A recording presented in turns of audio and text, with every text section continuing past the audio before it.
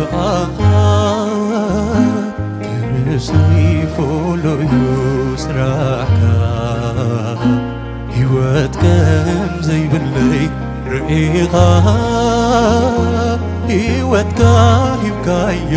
ንባርያኻ ይድነቕ ኣለኹ ብኣኻ ክርስቶስ ግሩም እዩ ግብርኻ